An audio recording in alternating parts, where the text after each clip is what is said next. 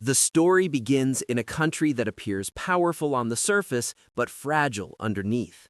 For decades, Iran was ruled by a monarchy that projected strength through military force, grand development projects, and close alignment with Western powers.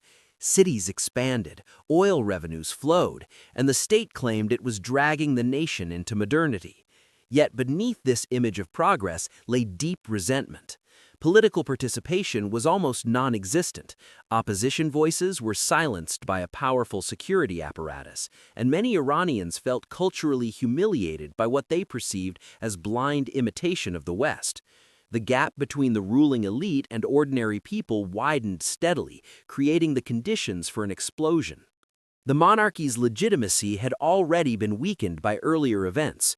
Foreign intervention in Iranian politics, especially the overthrow of a popular nationalist government in the early 1950s, left a lasting scar on public consciousness. Many Iranians came to believe that their rulers were not truly independent, but survived only because of foreign support.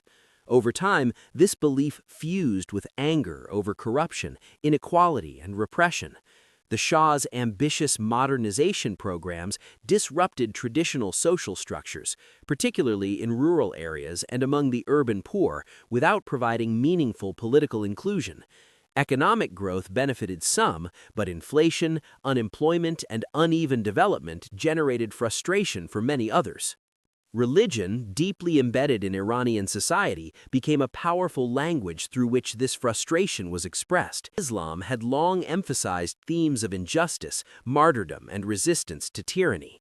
Clerics who opposed the monarchy framed their critique not only in political terms, but also in moral and religious language that resonated with a broad audience.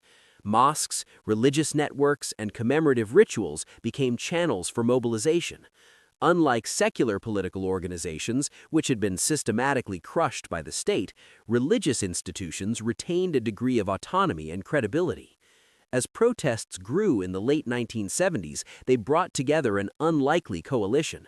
Students, intellectuals, workers, bazaar merchants, secular nationalists, leftists, and religious activists all found common cause in opposition to the monarchy. Their goals, however, were far from identical. Some wanted a liberal democracy, others a socialist system, and many religious activists envisioned a state guided by Islamic principles. What united them was the demand that the Shah leave and that repression end. At this stage, the movement was more anti-monarchical than clearly pro any single alternative. One figure gradually emerged as the symbolic center of resistance, a senior cleric who had spent years in exile. His speeches, smuggled into Iran on cassette tapes, were listened to in homes, mosques, and bazaars. He spoke in simple but powerful language about tyranny, corruption, and foreign domination, framing the struggle as both a political and religious duty. His distance from Iran paradoxically increased his stature, making him appear incorruptible and above factional politics.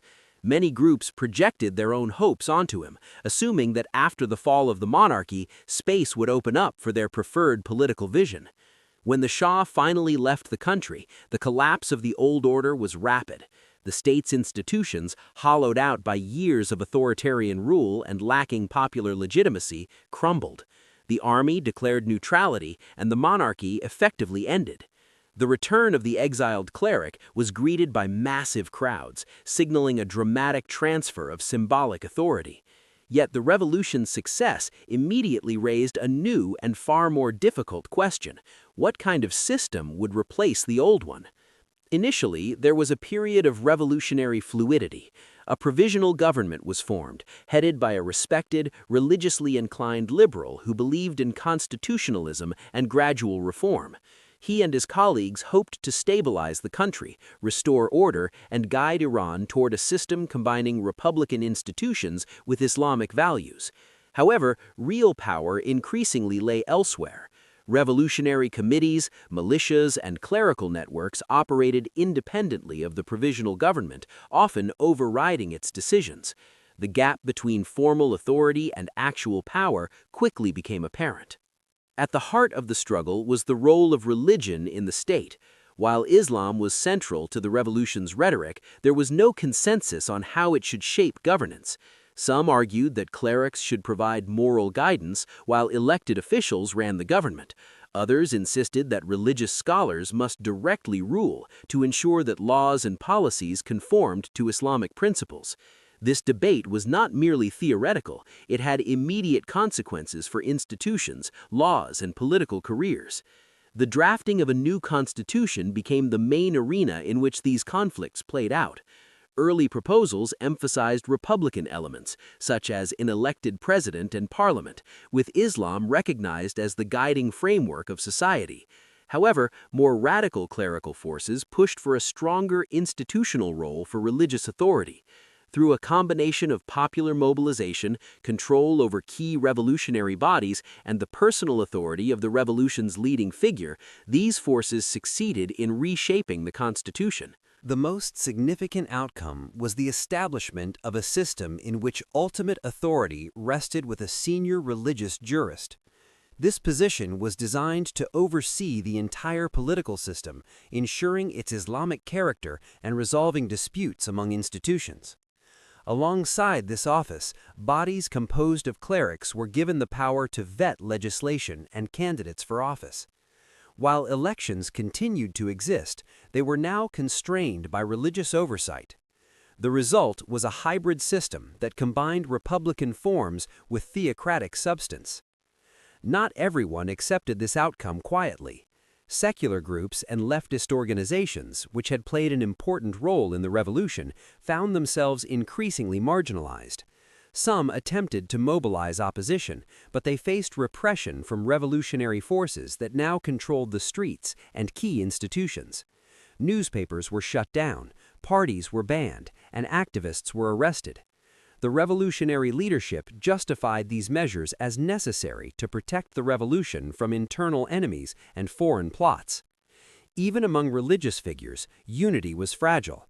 Clerics differed sharply in their interpretations of Islam and their views on political power. Some believed that direct clerical rule contradicted Islamic tradition, while others saw it as a historical necessity. These debates often took place behind the scenes, but occasionally erupted into public controversy. Over time, however, those who opposed the dominant vision were sidelined, discredited, or forced into silence. The provisional prime minister, increasingly frustrated by his lack of real authority, eventually resigned. He famously described his government as powerless, unable to implement decisions in the face of revolutionary committees and clerical influence. His departure marked the end of the brief period in which a more moderate constitutional path seemed possible. Power continued to concentrate in the hands of clerical institutions and revolutionary bodies loyal to the supreme leader. The election of the country's first president initially appeared to restore some balance. The president was a lay intellectual with revolutionary credentials and close ties to the leadership. He presented himself as a defender of popular sovereignty and social justice. However, tensions soon emerged between him and powerful clerical factions, particularly over control of the military, the interpretation of Islamic law, and the direction of economic policy. These conflicts unfolded against the backdrop of growing instability. The seizure of a foreign embassy and the resulting international crisis intensified revolutionary fervor and further marginalized moderate voices. The leadership framed opposition as betrayal at a time when the nation faced external threats.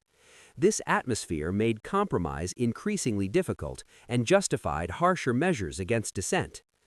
Eventually, the president's isolation became complete. Clerical institutions moved to impeach him, accusing him of incompetence and deviation from Islamic principles. Without sufficient support from revolutionary forces or the supreme leader, he was removed from office and later fled the country. His downfall demonstrated that elected positions, while symbolically important, were subordinate to clerical authority within the new system. Alongside political struggles, the new regime faced enormous economic challenges. The revolution had disrupted production, investment had declined, and many experienced managers and professionals had left the country. Debates erupted over what an Islamic economy should look like. Some advocated extensive state control, nationalization of industries, and redistribution of wealth in the name of social justice. Others emphasized the protection of private property and the importance of the traditional merchant class. These disagreements were not merely economic, but ideological. Different interpretations of Islam supported different policy choices. Some clerics drew on concepts of social justice and opposition to exploitation, while others stressed contractual obligations and property rights. As a result, economic policy often shifted, reflecting the balance of power among factions rather than a coherent long-term strategy. The outbreak of a devastating war with a neighboring country further transformed the political landscape. The leadership allowed the leadership to rally the population around the flag, suppress dissent in the name of national security, and expand the role of revolutionary institutions. Wartime conditions strengthened the position of hardline factions as discipline, unity, and sacrifice were emphasized above debate and pluralism. Throughout these years, the state invested heavily in shaping ideology and culture. Education, media, and public rituals were used to promote a particular vision of the revolution and Islam. Martyrdom, sacrifice, and obedience to religious authority were celebrated as core values. At the same time, alternative interpretations were labeled as un-Islamic or counter-revolutionary. What emerged from this turbulent period was not a monolithic system, but a complex and often contradictory one. The state claimed religious legitimacy, yet it relied on modern bureaucratic structures. It held elections, yet tightly controlled who could participate. It spoke in the name of the oppressed, yet created new elites and power hierarchies. These contradictions were not accidental. They were the product of revolutionary struggles, compromises, and exclusions. The revolution, therefore, did not simply replace one ruler with another. It transformed the very basis of political authority. Legitimacy was no longer derived primarily from monarchy, nationalism, or modernization, but from a particular interpretation of religion embodied in institutions and leaders. This shift had profound consequences for Iran's domestic politics and its relations with the outside world. At the same time, the revolution did not fulfill all the hopes that had fueled it. Many who had dreamed of freedom, social justice, or democratic participation found themselves disillusioned. Some adapted to the new reality, others resisted quietly, and many withdrew from politics altogether. The revolutionary promise remained powerful, but its meaning was increasingly defined from above. The early years of the Islamic Republic thus reveal a central paradox, a mass uprising that mobilized millions in the name of justice and liberation resulted in a highly centralized system of authority. Popular participation was celebrated rhetorically, yet constrained institutionally. Religion served as both a source of resistance against tyranny and a justification for new forms of control. Understanding this period requires recognizing the interplay of ideology, power, and contingency. The outcome was not inevitable. Different choices at key moments could have led to a different system. Yet once certain institutions were established and certain factions gained dominance, alternative paths became increasingly difficult to pursue. The legacy of these formative years continues to shape Iran. Political debates, social tensions, and struggles over identity all trace their roots to this revolutionary period. The system that emerged was born out of genuine popular mobilization, but it was also molded by intense internal conflicts and the determination of a particular group to define the revolution's meaning. In the end, the revolution stands as a reminder that overthrowing an old order is only the beginning. The harder task is building a new one, especially in a society marked by deep divisions, powerful traditions, and external pressures. The early Islamic Republic was forged in the crucible of revolution, ideology, and conflict, leaving a legacy that remains contested and unresolved to this day. As the years passed, the revolutionary state settled into a more stable but deeply complex form.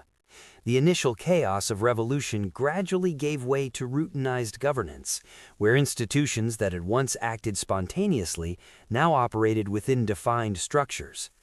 Yet the revolutionary spirit never fully disappeared. Instead, it was preserved as a source of legitimacy, invoked whenever challenges arose. This created a political culture in which the past was constantly present, and revolutionary memory was used to justify present authority. A new generation grew up knowing only the post-revolutionary system. For them, the revolution was not a lived experience, but a narrated one, taught through textbooks, media, and public ceremonies. This shift subtly altered the relationship between society and the state. While older generations measured reality against revolutionary promises, younger people increasingly judged the system by its ability to deliver stability, opportunity, and dignity in everyday life. This generational change introduced quiet but persistent questions about governance, accountability, and representation. Over time, tensions emerged between ideological purity and practical necessity. Running a modern state required technical expertise, economic planning, and engagement with the global system. This often conflicted with revolutionary ideals that emphasized resistance, self-reliance, and moral struggle. As a result, policymakers frequently balanced between compromise and principle, presenting pragmatic decisions as extensions of revolutionary values rather than departures from them.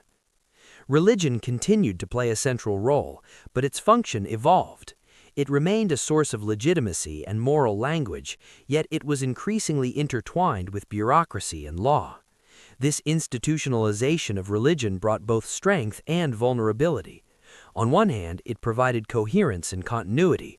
On the other, it exposed religious authority to public criticism when policies failed or corruption appeared. What had once been a language of protest now also had to answer for governance. The political system proved resilient, not because it eliminated conflict, but because it absorbed it. Disputes were redirected into controlled arenas, elections with limits, debates within approved boundaries, and rivalries between institutions rather than open rebellion. This managed pluralism allowed the state to survive crises while maintaining its core structure. However, it also meant that deeper societal demands were often postponed rather than resolved. Perhaps the most enduring legacy of the revolution lies in how it reshaped the meaning of power. Authority was no longer justified solely by tradition, force, or modernization, but by claims of moral and religious responsibility. This raised expectations as much as it consolidated control. When leaders spoke in the name of justice and faith, they invited scrutiny measured against those same standards. In this sense, the revolution planted the seeds of its own accountability. In the end, the story does not conclude with victory or failure, but with continuity. The system that emerged was neither a temporary deviation nor a finished project. It remains a living political order, shaped by ongoing negotiation between ideology and reality, faith and administration, popular participation and centralized authority. The revolution closed one chapter of history, but it opened another that is still being written, reminding us that revolutions do not truly end, they evolve.